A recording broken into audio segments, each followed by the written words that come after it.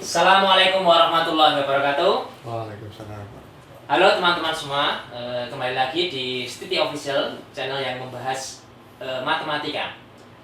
Pada kesempatan kali ini, alhamdulillah kami kedatangan sahabat saya ya, sahabat dulu ketika masih di salah satu bimbingan belajar di Jalan Taman Siswa ya. Beliau Mas Rahmat. Halo Mas Rahmat. Halo Mas. Nah, okay. Makasih udah diundang. Ya, terima kasih. Ini beliau hadir langsung dari Bogor ya. Kebetulan beliau merupakan dosen di Universitas Pertahanan ya Mas ya. Betul. Nah, oke. Beliau dosen kimia. Jadi awal mula saya bisa ketemu dengan Mas Rahmat itu ketika saya dulu masih menjadi tentor matematika di salah satu bimbingan belajar di Jalan Taman Siswa. Ya, beliau merupakan tentor senior ya. Kalau di sana merupakan tentor senior karena semua materi, semua soal-soal ya tentang perguruan tinggi negeri tentang apa beliau paham ya. Nah, nanti beliau akan bercerita ya tentang pengalaman beliau ketika menempuh dari S1, S2 dan sekarang sudah S3 ya Mas ya. Oke ya. Ya, wes dan luar biasa ini teman saya ya. Kebetulan kali ini kan beliau ada acara di Jogja ya, ada proyek ya. Kebetulan kemarin WA saya, Mas saya pas di Jogja. Oh, ini alhamdulillah ya ada kesempatan ya. Lumayan ini ada kesempatan buat podcast bisa ketemu sama Mas Rahmat. Sama-sama. Ya. Mas Rahmat mungkin bisa diceritakan dulu untuk biografi tentang Mas Rahmat. Monggo. Ya, terima kasih Mas Hendra. Saya jadi pengen punya podcast ini.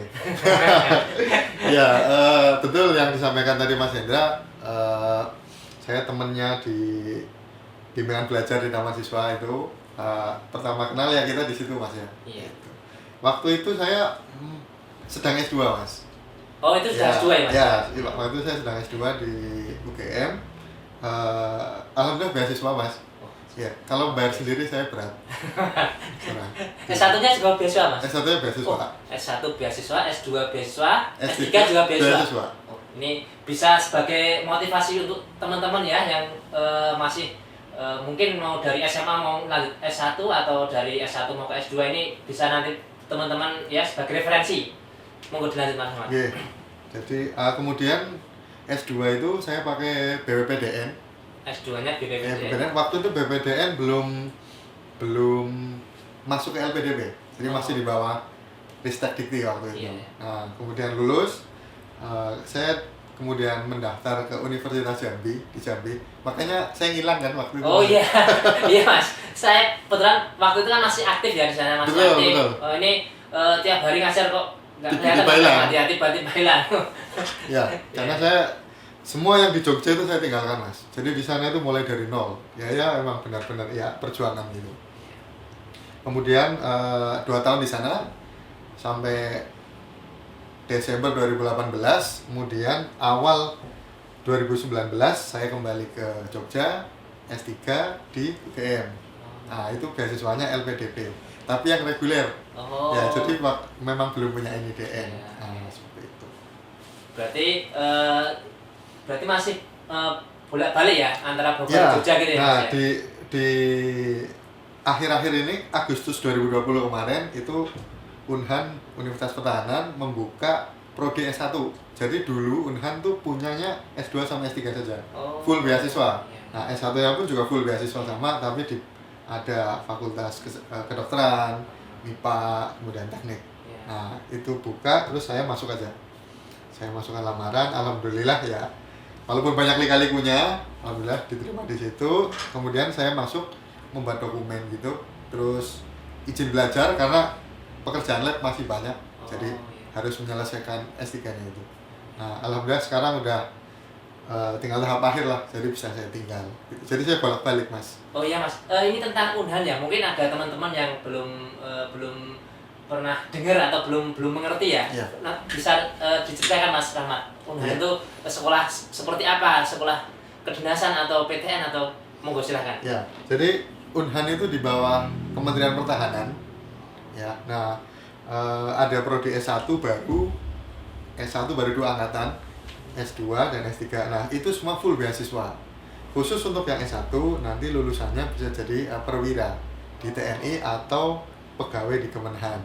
Nah, gitu. Jadi semacam ikatan dinas begitu, Mas. Oh, berarti ini seperti kayak setan, kayak setis gitu ya? Betul. Oh ya, berarti ketika dia masuk ke Unhan itu ada peluang besar untuk menjadi PNS atau TNI gitu ya Mas Ya. ya? Oh ya. Ini saya juga baru pertama kali ini dengar ya. Jadi kalau mungkin di Jogja itu ada kayak seperti UPN, cuma UPN itu kan PTN-nya belum lama ya itu Mas? Ya. Itu di bawah Kementerian Pertahanan juga ya Mas ya? UPN dulu di bawah Kementerian Pertahanan, dulu. Oh iya. Dulu sempat, tapi sekarang sudah di bawah Kemenristek, Kemendikbudikti ya sekarang. Kemendikbud ya? Ya, sekarang di bawah. Iya. Jadi negerinya sekarang di bawah Kemendikbud tuh. Tapi seragamnya masih sama. Oh iya. Iya, seragamnya warnanya masih sama. Iya.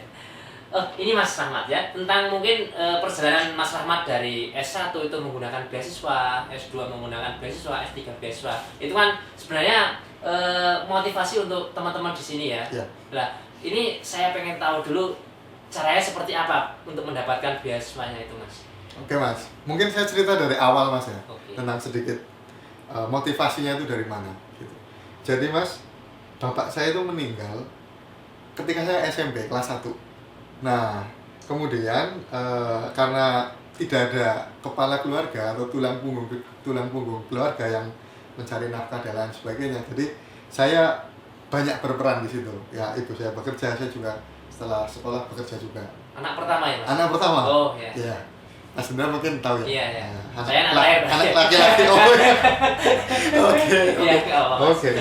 Nah, itu jadi saya udah nyambi bekerja itu sejak sekolah gitu kemudian. Nah, kemudian dulunya saya berpikir bahwa setelah lulus saya harus kerja, lulus SMA maksudnya. Saya harus kerja. Kemudian guru BK itu manggil saya, Mas Rahmat, tolong ke BK. Seumur hidup saya belum pernah dipanggil BK, Mas. Baru itu, jadi saya takut. Ini saya mau ngapain? Gitu ya. Kemudian saya masuk ke BK dan ternyata ditawari dulu namanya PBU.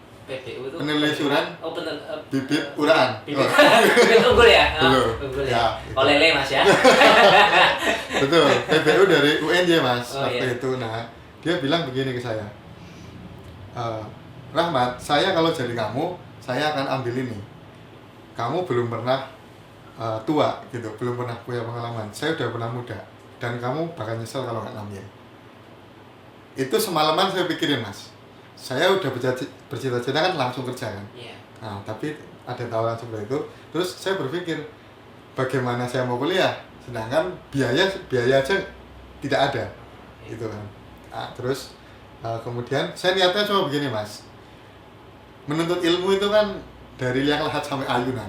Itu perintah kan, Mas ya. Nah, jadi kalau saya menuntut ilmu, seharusnya Allah itu bertanggung jawab kan. Iya. Artinya pasti ada jalannya. Akhirnya saya ambil itu, saya isi formulirnya dan alhamdulillah keterima. Ya, jadi pusing gitu. Pilihan pertama itu Mas ya? Pilihan pertama Oh. di pendidikan kimia saya. Pilihan pertama pendidikan kimia. Betul, di Oh. UNJ itu. Iya.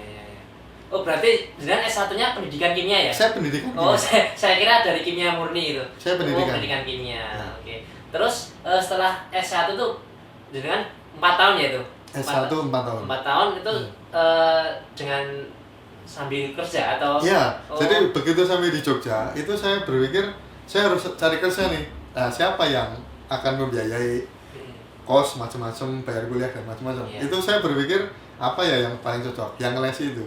Saya waktu itu pernah mengirim ke hampir, saya hitung ya Mas, lamaran saya itu ada sekitar 30 ke semua bimbel di Jogja. Masa nggak ada yang ngasih murid sih gitu kan saya pikirnya. Kalau Padahal orang pinter ya. waktu itu saya cuma pengen cari makan aja Mas. Iya. Iya gitu. Terus di kampus itu saya daftar. Dulu ada beasiswa yang paling terkenal ya, BBM sama PPA. Oh iya. Nah, saya daftar yang PPA biar agak gengsi sedikit. Ya. Nah, beruntungnya waktu itu ada yang bisa dari semester pertama pakai rapot, Mas. Oh. Ya, dari semester pertama sampai semester 8 itu saya dapat terus, alhamdulillah. Ya, berarti 0 ya, 0% itu ya. Iya. Dari 0 maksudnya gitu ya, Dari nol. tanpa pengeluaran. Iya. Ketika di Jogja berarti yang nerima Mas Rahmat untuk bimbingan belajar cuma di Taman Siswa itu ya pertama kali atau ada sebelumnya? Yang mengapresiasi lebih itu sebelumnya bukan di Taman Siswa, Mas. Jadi Taman Siswa itu yang kita itu Ya. itu sebelumnya itu di Simanjuntak. Oh iya. Ya, jadi basement ya. Heeh. Ya, itu di situ buka di taman siswa. Jadi awal mulanya di CC Manjuntak itu dengan Pak Paidi kalau kenal. Oh iya ya Mas. Hendra. Dia sudah meninggal ya. Nah, almarhum. Nah, logikanya gini Mas. Kalau satu hari itu saya ngajar satu orang, dulu honornya tuh paling 30.000 Mas. Ya, tapi kan bisa makan sehari itu. Ya. Nah, satu hari satu siswa itu hidup saya bisa berlangsung. Gitu. Jadi cuma simpel aja. Jadi mengirimkan itu dan ya alhamdulillah bisa sampai lulus. Alhamdulillah Mas. Berarti bimbingan belajar itu sangat berarti ya buat Sangat Mas Rahmat, ya, itu sejarah yang sangat tidak akan terlupakan lah. Gitu. Iya. Berarti itu setelah S1 selesai itu berarti dengan langsung S2 Nah, itu. setelah S1 Mas, itu saya bosan ngelesi. Oh, Jadi saya pindah ada kerjaan. bosannya ya? Ada bosannya karena ya pengen mungkin sesuatu yang baru. Iya. Saya pernah jadi sales Oh. untuk alat-alat gigi Mas. Oh. Padahal gigi saya nggak bagus-bagus amat. Terus dengan promosi pakai apa Mas? Nah, saya promosinya tuh ke rumah sakit. Jadi kliennya itu dokter-dokter. Ya, ya. Nah, sambil saya daftar beasiswa, namanya dulu BPPDN. Oh, Ya, beasiswa pendidikan pasca sarjana dalam negeri. ya. Syaratnya cuma administrasi waktu itu. Syaratnya? Syaratnya cuma Oh. administrasi, terus langsung pengumuman. Dan alhamdulillah diterima di situ. Jadi saya jadi sales itu sekitar 4 bulan. Oh, S2 di mana Mas? S2-nya di UGM. S2-nya di Ya. UGM ya. Ya, saya pengen suasana baru. Gitu. Ambilnya Kimia. Oh, kimia. Kimia, Ya. jadi Dari dari di Fakultas MIPA. MIPA. Oh. Jadi dari pendidikan, kalau di UNJ pendidikannya MIPA ya Mas. Sama kalau di iya. tempat lain FKIP. Oh iya. Oh. Gitu. Oke. Nah, dari pendidikan kimia ke kimia di UGM. Setelah S2 itu jangan kembali lagi ke salah satu bimbingan belajar itu. Nah, sambil S2 itu saya sambil ngajar lagi. Oh. Ngajar lagi, akhirnya di pertengahan itu ketemu Mas Hendra itu. Oh, berarti Di- sebenarnya jangan udah lama ya Mas di situ ya berarti. saya udah lama Mas. Udah lama. Jadi berkecimpung di perbimbelan atau perles-lesan itu saya lama Mas. Oh iya iya. Iya. Makanya saya tuh dulu kalau ketemu Mas Rahmat kita orang pintar banget ini semua soal-soal olimpiade lahap gitu ya. Itu berarti jangan pas pertengahan S2 itu masih ngelesi, setelah itu fokus untuk menyelesaikan S2 ya. Betul. Menyelesaikan S2 terus habis itu jangan Nah, ngajar di mana? habis S2 Mm-mm. itu dapat ada lowongan gitu Mm-mm. di Universitas Jambi itu. Oh di Jambi. Di Jambi. Itu PTN juga ya Mas? Itu PTN. Nah. Nah, jadi ceritanya itu kenapa dapat lowongan itu saya waktu itu bantuin teman lab saya, namanya Pak Ngantijo namanya. Oh iya. Nah, Dokter Ngantijo ini. Nah, terus dari beliau itu memberi info, Mas di tempat saya ada lowongan. Gitu. Terus saya coba, baik Pak, saya coba tindak lanjuti gitulah. Oh. Nah, terus saya daftar, alhamdulillah dipanggil ke sana. Di Universitas Jambi itu ya Mas? Universitas Jambi itu. Nah, waktu itu saya bimbang juga karena di sana tidak ada saudara, jadi harus mulai dari nol itu Mas.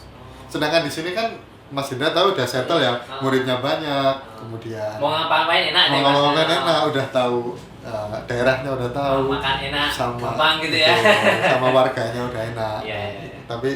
Tapi akhirnya saya berpikir bahwa kalau diam terus atau di zona nyaman terus itu nggak berkembang. Betul. Gitu. Mumpung masih muda ya Mas. Mumpung ya? masih muda, jadi kita harus wah ini tantangan nih, Iya, iya. tantangan. Gitu. Dan selama masih di Indonesia itu dimanapun insya Allah saya Bisa hidup ya. bisa hidup lah. Karena saya juga istilahnya punya utang Mas.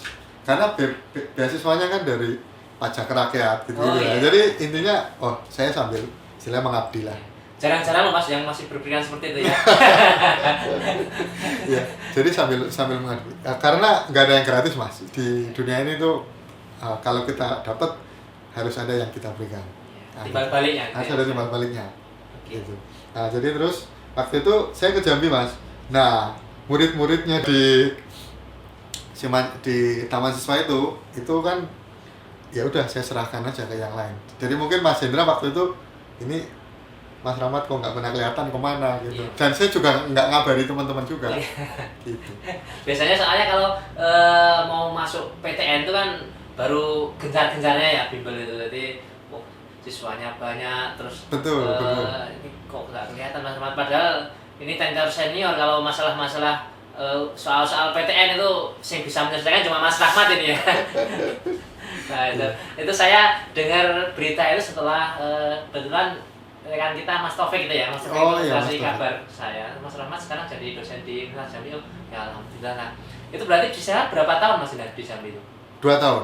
2 tahun. 2 tahun. Oh. Jadi dari awal 2017 sampai akhir 2008. Ya 2 tahun kurang lah, tapi karena awal ya kita anggap 2 tahun. Sampai Desember 2018. Desember 2018. Ya. Setelah itu, Mas Nah, Rahmat? di akhir-akhir 2018 itu saya mendaftar beasiswa LPDP Oh, beasiswa LPDP untuk dalam S3 negeri ya? dalam negeri. Oh, iya. Untuk S3. Jadi saya sambil kontak dengan istilahnya calon promotor ya, Iya. atau pembimbing gitu. Nah, di UGM. Nah, kemudian beliau menyetujui, Prof Bambang namanya. Nah, kemudian saya langsung mengurus dan alhamdulillah diterima beasiswanya. Jadi setelah itu langsung saya kembali ke Jogja di awal 2019. Di Februari itu saya udah masuk. Setelah S2 itu berarti kelihatannya jalannya halus gitu ya? Kelihatannya. Tapi ada gejolak lika-liku itu selalu ada, Mas. Berarti ini kalau untuk S3 sudah berapa tahun ke berapa nih Mas? Ini tahun ketiga. Tahun ketiga. Berarti 19, 20, 21 tahun ketiga. untuk teorinya sudah selesai berarti? Teorinya sudah selesai di tahun pertama. Tinggal menyelesaikan apa Mas? Jurnalnya, Disertasi ya? jurnalnya sudah, Oh, jurnalnya ya sudah. tinggal disertasi. Ya. Gitu. Berarti ini di Universitas Pertahanan dengan S3-nya itu lebih dulu mana dengan masuk di Universitas Pertahanan? S3 dulu. S3 dulu baru masuk S3 di... itu Februari 2019. Ah. Kemudian Unhan buka formasi itu di Agustus 2020. Ada cerita menarik, Mas. Di seleksi dosen di Unhan itu. Oh.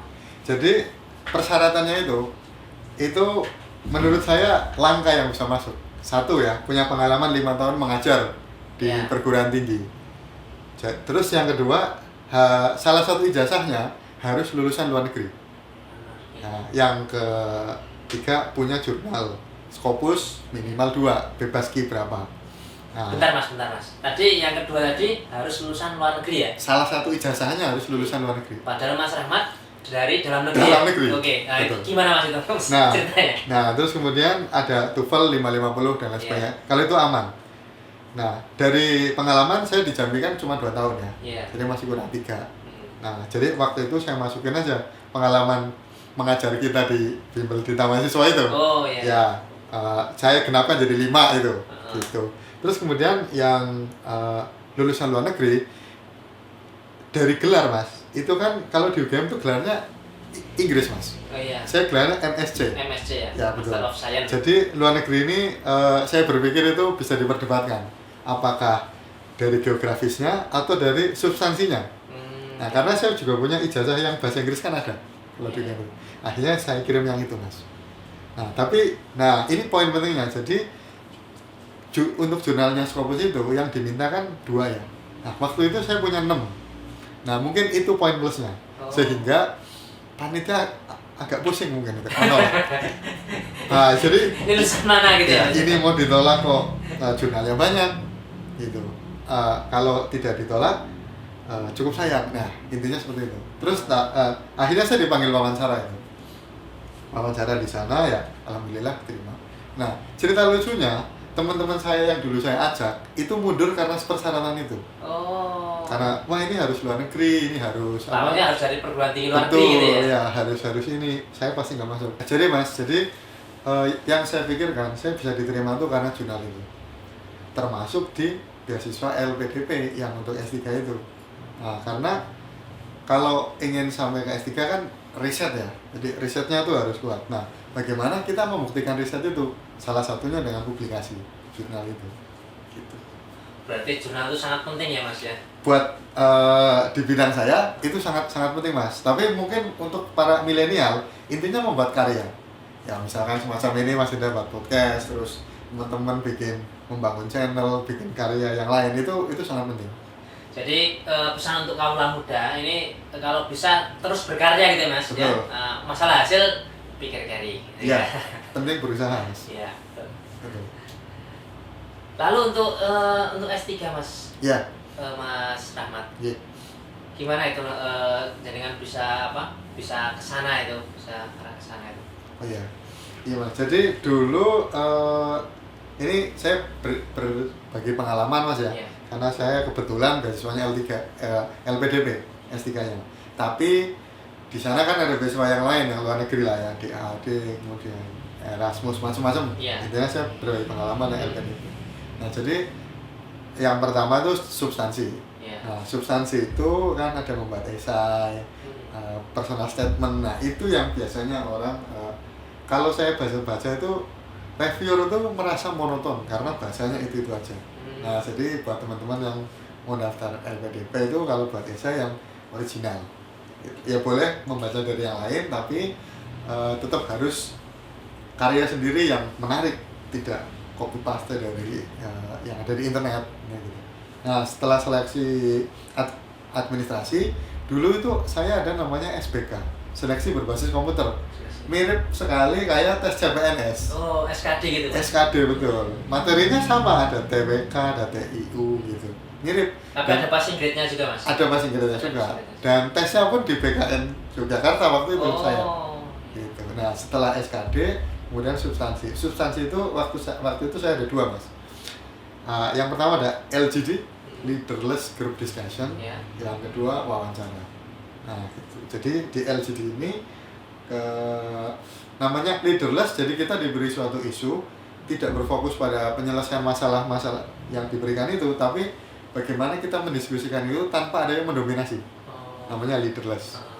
Triknya gimana, Mas, biar untuk nilai leaderless itu nilainya tinggi, Mas? Ya, jadi waktu itu saya begini, Mas, saya kebetulan dapat giliran terakhir. Waktu itu isunya ini, kalau napi koruptor dimasukkan di Nusa Kambangan, pendapat grup ini gimana?